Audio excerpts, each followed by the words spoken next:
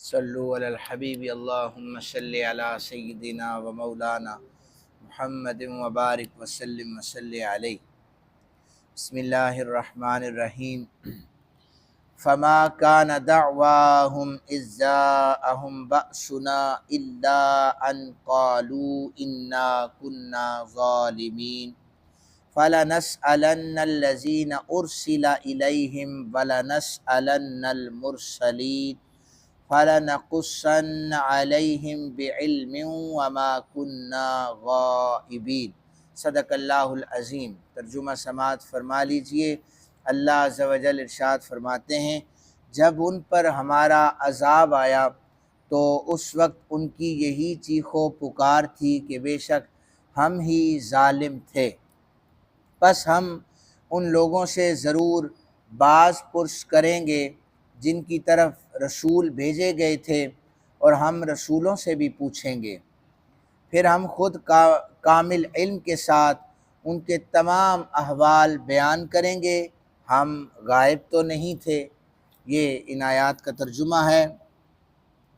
جہاں پر جو لفظ با سنا استعمال ہوا ہے، اس کا مطلب یہ ہے شدید قسم کا خوف، جنگ میں شدت پر یہ لفظ بولا جاتا ہے، لیکن یہاں پر علامہ محمد طاہر آپ نے لکھا ہے کہ باسن کا مطلب یہ ہے سب سے زیادہ خوف، اور یہ سب سے زیادہ خوف کب ہوگا؟ یہ صرف اور صرف نزول عذاب کے وقت ہوتا ہے، اور عذاب جب جب نازل ہوتا ہے انسان کو شدید قسم کا خوف طاری ہو جاتا ہے، جیسے قرآن پاک میں سورہ نساء میں آیہ مبارکہ ہے واللہ اشد باسا و اشد تنکیلا، اور اللہ کی گرفت بہت مضبوط ہے، اللہ کا عذاب بہت سخت ہے۔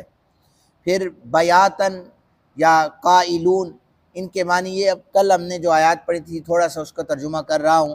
فرمایا کہ رات کے وقت ہم نے عذاب نازل کیا، یا وہ دوپہر کو سو رہے ہوتے تھے ہم نے ان پر عذاب نازل کیا، اور یہاں پر قائلون قیل اللہ سے ہے، یعنی اس کا مطلب ہے دوپہر کا وقت۔ اس آیہ مبارکہ میں ان کو وعید سنائی گئی، ان لوگوں کو جو پچھلی امتیں گزری ہیں انہوں نے رسولوں کی تکذیب کی، انہیں وعید سنائی گئی کہ انہوں نے جب انکار کر دیا تو اللہ عز و جل نے اچانک ان پر عذاب بھیجا، وہ رات کو سو رہے ہوتے تھے یا دن کو قیلولہ کر رہے ہوتے تھے، اللہ تعالیٰ نے ان پر عذاب نازل فرما دیا۔ پھر فرمایا کہ جب ان پر ہمارا عذاب آیا تو وہ چیخ رہے تھے، پکار رہے تھے، ان کی چیخ و پکار یہ سنائی دے رہی تھی کہ وہ کہہ رہے تھے ہم ظالم ہیں۔ جو شخص مسلسل گناہ کرتا ہے، جب اللہ کی طرف سے عذاب آتا ہے آنکھیں کھل جاتی ہیں۔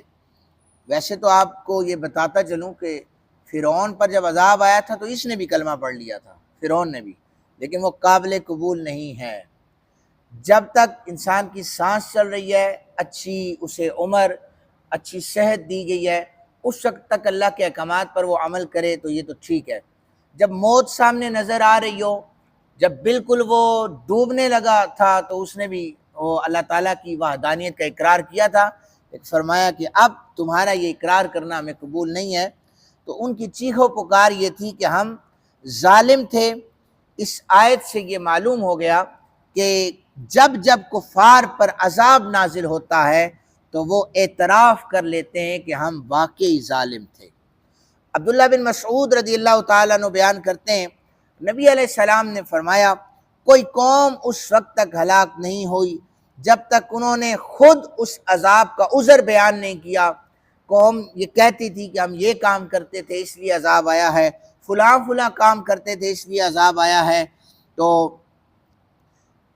پھر یہاں پر مفسرین نے لکھا ہے کہ کسی نے عبد الملک، یہ بھی ایک مفسر گزرے ہیں، ان سے پوچھا کہ یہ کس طرح ہو سکتا ہے کہ کوئی شخص اعتراف کر لے؟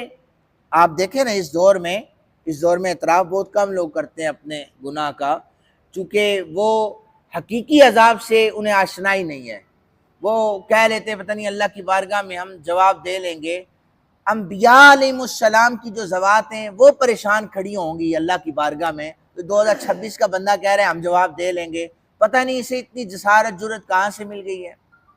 تو پوچھا گیا کہ کیسے اعتراف کریں گے، تو انہوں نے بھی یہ آیہ مبارکہ پڑھی کہ چیخو پکار ان کی ہوگی اور وہ کہیں کہ ہم ظالم تھے، لیکن اس وقت توبہ کا دروازہ جب بند ہو جائے گا ان کا یہ کام کسی قسم کا انہیں فائدہ نہیں پہنچا سکتا۔ ان جو یہ اوپر آیات بیان ہوئی ان سے یہ معلوم ہوا کہ نبی علیہ السلام کی نافرمانی اور آپ کی مخالفت کرنا دنیا میں بھی رسوائی ہے اور آخرت میں بھی رسوائی ہے۔ پھر فرمایا کہ مواخذہ کیسے ہوگا، ان کی بد اعمالیاں جو ہوں گی نا ان پر مواخذہ ہوگا۔ وہ کیسے ہوگا کہ اللہ تعالیٰ ہر شخص سے سوال کرے گا، خواہ کوئی نیک ہے یا برا ہے، ہر شخص سے سوال ہوگا۔ ایک حدیث مبارکہ ہے کہ اللہ تعالیٰ نبیوں سے پوچھے گا تم نے لوگوں کو تبلیغ کی تھی، وہ کہیں گے ڈیفینیٹلی، وہ کہیں گے کی تھی۔ اور امت سے پوچھا جائے گا کیا تمہارے پاس نبی آئے تھے، تو وہ پھر جیسا وہ جواب دیں گے۔ میں نے حدیث مبارکہ سنائی تھی، حضرت نوح علیہ السلام سے پوچھا جائے گا آپ نے تبلیغ کی ہے، وہ کہیں گے ہاں مالک تبلیغ کی ہے۔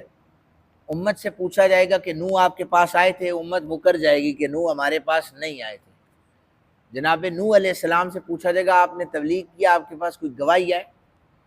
ہم نے حضرت نوح علیہ السلام کو دیکھا ہے، ہمیں تو رسول اللہ صلی اللہ علیہ وسلم کی حدیث سے پتہ چلا ہے نا۔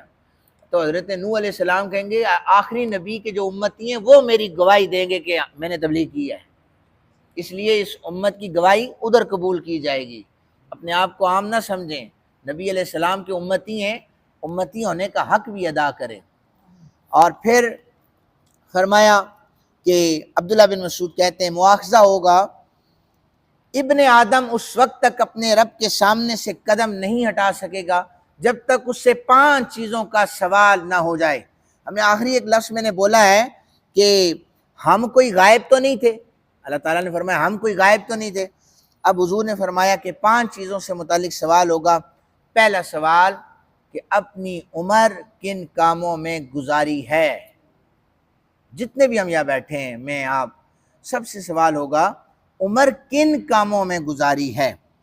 دوسرا سوال ہوگا کہ پوری عمر تو اس کا سوال ہوگا، اب عمر کا جو جوانی کا حصہ ہوتا ہے اس وقت وہ جوانی تم نے کن کاموں میں گزاری ہے، یہ دوسرا سوال ہوگا۔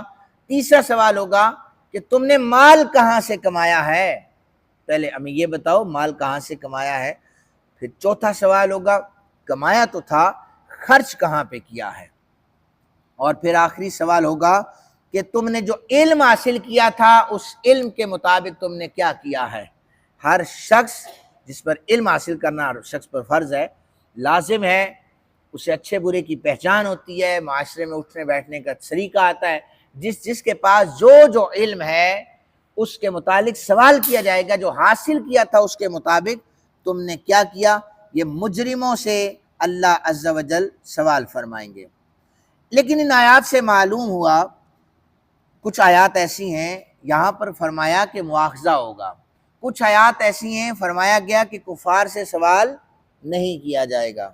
پڑھ رہا ہوں، فَيَوْمَئِذٍ لَا يُسْأَلُ عَنْ ذَنبِهِ إِنسٌ وَلَا جَانٌ، سو اس دن کسی گناہگار سے گناہوں کے متعلق سوال نہیں کیا جائے گا۔ ابھی ہم نے پڑھا ہے مواخذہ ہوگا، ادھر آیات کہہ رہی ہیں کہ سوال نہیں ہوگا۔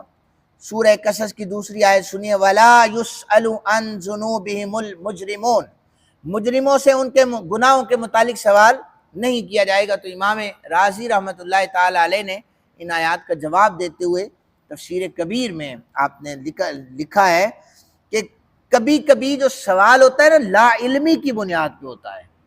اللہ تعالیٰ سے یہ محال ہے، اللہ تعالیٰ کو تو ہر چیز کا علم ہے نا، تو وہ تھوڑی لا علمی پر سوال کرے گا۔ لیکن کبھی کبھی زجر و توبیخ اور ڈانٹ ڈپٹ کر کے سوال کیا جاتا ہے، جیسے کوئی شخص سے کہے میں نے تیرے اوپر اتنے احسانات کیے ہیں، تم نے میرے ساتھ دغا بازی کر دی ہے۔ اس طریقے سے اللہ تعالیٰ مواخذہ کرے گا، میں نے تمہیں جوانی دی تھی کہاں خرچ کیا ہے، میں نے تمہیں عمر دی تھی کہاں خرچ کیا ہے، مال دیا تھا کہاں خرچ کیا، علم دیا تھا کہاں خرچ کیا ہے۔ تو یہ اس طریقے سے مواخذہ ہوگا۔ اور امام رازی نے دوسرا جو جواب لکھا ہے کہتے ہیں کہ قیامت کا دن بہت طویل ہوگا اور بندوں کے اعمال کے مختلف معاملات ہوں گے۔ لازمی نہیں ہے کہ ان آیات کا یہ کہنا کہ بالکل سوال ہی نہیں ہوگا، اتنا طویل وقت ہوگا، اعمال کے جو اللہ تعالیٰ کا طریقہ کار ہوگا وہ مختلف معاملات بندوں کے ساتھ مختلف ہوگا۔ کسی وقت میں اللہ تعالیٰ سوال نہیں فرمائے گا، ہو سکتا ہے آیات میں ان کا ذکر ہو، اور کسی دوسرے وقت میں اللہ تعالیٰ سوال فرمائے گا۔ کسی وقت میں شفاعت نہیں ہوگی اور کسی وقت میں شفاعت ہوگی، یہ حدیث مبارکہ ہے۔ اور کسی وقت میں اللہ تعالیٰ کا دیدار نہیں ہوگا اور کسی وقت میں اللہ تعالیٰ دیدار کروائے گا۔ تو یہ مختلف جو ہے وہ سٹیپ ہوں گے، چونکہ قیامت کا دن بہت طویل ہوگا۔ اللہ تعالیٰ سے دعا ہے اللہ تعالیٰ ہمیں قیامت سے پہلے قیامت کی تیاری کرنے کی توفیق عطا فرمائے۔ وما علینا الا البلاغ۔